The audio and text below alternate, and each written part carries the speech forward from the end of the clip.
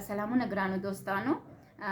موږ نارینه او ښځې جلا پیدا سوي په جلا کورنیو کې لویږو، خو که وګورو په ټوله دنیا کې د ټوله دنیا قانون همدا دی چې یو نارینه او ښځه سره یو ځای کیږي او دوی واده کوي او مشترک ژوند شروع کوي.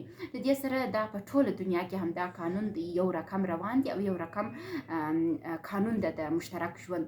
که روانشناسي ټاکلي دي، که دینونه ټاکلي دي، ټوله یو رقم دی او یو رقم روان یو. نو موږ باید دا زده کړو چې موږ مشترک ژوند ته درېږو. حتی الله جل جلاله د هغه کسانو څخه ناراضه کیږي چې هغوی واده نه کوي. نو موږ باید واده وکړو. واده ښه کار دی. نو دا د واده کولو یا د واده کې د خپل مشترک ژوند د ساتلو او د خوشحاله اوسېدلو دپاره او د دې دپاره چې ناروغه نه سي، موږ باید زده کړه وکړو چې څه رقم مشترک ژوند ولرو. نو د مشترک ژوند اولین موضوع چې ده دا ده چې باید تاسو په خپل منځ کې اعتماد ولري. که اعتماد ولري نو تاسو د مشترک ژوند ډیر قوي دی او تاسو به ډیر موفق ژوند ولري. خو دا تاسو په یاد ولرئ، د اعتماد ترڅنګ تاسو باید گذشت هم ولرئ، تاسو باید حوصله هم ولرئ، صابر هم واوسیږئ او د هغه ترڅنګ تاسو باید دا زده کړئ. کله چې تاسو د ورځې په جریان کې ډیر کارونه کوئ، مثلا تاسو ته استرس راځي د ژوند د ورځې په جریان کې، پریشانیانې راځي، غمونه راځي، رقم په رقم مشکلات راځي، تاسو کار کوئ. موږ هر انسان کار کوو، که ښځه په کور کې کار کوي، نارینه د باندې کار کوي.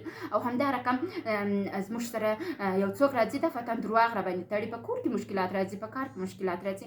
او همدارنګه موږ په کور کې مسئلې، دا هر څه د ورځې په جریان کې زموږ پر ذهن باندې بد تاثیر کوي، زموږ ذهن خسته کوي. موږ باید ځانونه داسې جوړ کړو. زه تاسو ته یو مثال ووایم. یو وخت یو روانشناس سره زه ناسته وم، ما هغه ته وویله چې ډاکټر صاحب یو سوال درڅخه کوم، جواب یې راکړه. هغه وویل مهرباني. ما ویل د مېرمنې سره دې ژوند څنګه دی؟ ویل زه دا ټوله ورځ خسته یم، چې کور ته ولاړه سم خستګي مې ورکه سي. نو دا د هغه وخت زه ډېره کشره وم او هغه په لوړ سټیج کې و. زه حیرانه شولم چې دا څنګه. بیا وروسته چې ما زده کړې وکړلې، زه پوه شولم چې هغه په دې پوهېده چې مشترک ژوند څه ده او څه رقم مشترک ژوند یې مخته وړئ. نو تاسو باید دا زده کړئ چې دغه خستګي، دا غمونه، دا هر څه چې په ژوند کې تاسو ته راځي، دا باید خپل د ژوند د مشترک ژوند د ملګري په لیدو تاسو څخه د منځه ولاړ سي او هغه تاسو یو ریلکس حالت ته ورسېږئ. دغه رقم یو مینه په خپل مابینځو کې منځته راوړئ. او اوس به نو تاسو وایئ چې دا مینه زه څنګه منځته راوړم؟ داسې ما څه زده کړئ، ما فالو کړئ. زه تاسو ته هر څه ټکي په ټکي زده کوم. په ټیک ټاک کې مو لړۍ شته، خو په ټیک ټاک کې مشکلات ډېر و. نو موږ یوټیوب ته راللو، تاسو دلته موږ تعقیب کړئ. بله موضوع دا ده، کله چې موږ واده کوو، مثلا د ژوند ملګري ټاکونه، که نجلۍ هلک ټاکي، که هلک نجلۍ ټاکي، په یو شي باندې ټاکي، د قوت نقطو ته یې ګوري. ته ورته وګوره ښه کور یې دی، ښه کورنۍ یې ده، ښه هلک دی، ښه چهره یې ده، ښه تعلیم یې کړی دی، دا کار یې کړی دی، هغه کار یې کړی، هر څه یې سم دي، موږ یې انتخابوو. لیکن کله چې ځو واده کوو، د هغه د ضعف نقطو سره مخ کیږو، د هغه د داسې ضعف نقطو سره مخ کیږو چې شاید هیڅوک هم په خبر نه وه. نو هغه وخت موږ باید یو بل ته لاس سره ورکړو، هغه د ضعف نقطې قبول کړو او د هغوی د قوي کولو لپاره لاسونه پورته کړو، یو بل سره مرسته وکړو، هغه د ضعف نقطې خپل د قوت نقطې وګرځوو. زه تاسو ته یو مثال درکړم. زما ژوند ډېر خراب روان و، زه ډېر په بد حالت کې روانه وم. 10 کاله کېږي چې زه ناجوړه یم، 9 کاله مې دوا خوړلې ده. نه، دا 10 کاله کې ما خپل شخصیت نه و جوړ کړی. ما درسونه ډېر ویلي وه، خو شخصیت مې نه و جوړ کړی، ما کار نه و شروع کړی. ما چې کار شروع کړی، یګانه علت یې دا و چې ما یو هیله پیدا شوله ژوند ته. نو ما دا کار شروع کړ او اوس مې خبره ویلې ده چې زه باید ټول جوړې پوه کړم او هغوی ته دا وښیم چې مشترک ژوند سره کم وکړي.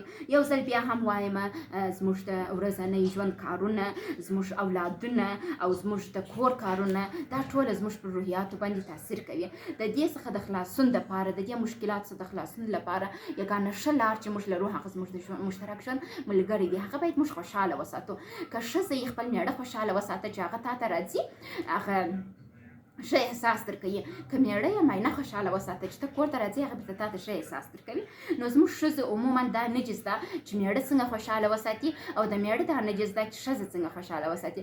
نو زموږ سره تاسو واوسېږئ، دا لړۍ تعقیب کړئ. موږ به تاسو ته سټپ بای سټپ دا در وښیو. یو ښه خبره دا ده چې اوس یوه مېرمنو ته وکړو، هغه دا ده چې مېرمنې باید دا زده کړي چې خپل مېړه ته داسې یو ضربه ورکړي د مینې چې هغه د دې سي یعنې زموږ ښځې عموما چې یو ځای ته ځي مېړه ته وایي پلانکي ځای ته ولاړه سم په خراب تندي ورته وایي ورته یا مزه ولاکه قدم چې راولاکه ولاړ سي او اول زه سمه که زه مېړه سم زما معاینه سي ما ته په خراب مخ په خراب کواره وایي چې زه ځای ته ولاړه سم او بیا چې زه ورته وګورم ولاړه سي حمام وکړي لوکس ځان سم کړي هو بل شی ځینې جوړ سي ولاړه سي زما ښه نه راځي زما معاینه داره کم ځایو ته ځي نو عموما تاسو باید هڅه وکړئ ښځې چې خپل مېړه ته اول ځان سینګار کړي خپل مېړه خوشحاله وساتئ بیا چې دغه تا مېړه خوشحاله ساتلی مېړه ته ووایه چې زه دا ځای ته ځم حتما اجازه درکوي وی ولاړه سه داسې نه چې تا په کور کې مېړه خوشحاله نه ساتلی د باندې ځای نور خلک خوشحاله ساتي یا امګانې خوشحاله ساتي یا خویندې یا د اکا لوڼې هغه ته پرېږده ستا د ژوند ملګری ستا مېړه دی هغه خوشحاله وساته او بیا چې تا هر ځای ځې زه په ګرنټي سره درته وایم چې ستا مېړه به تا ته اجازه درکوي دا زما تجربه ماته ښودلې ده هر هغه مېرمن چې خپل د مېړه خیال ساتي مېړه یې هغه هر ځای ته پرېږدي مننه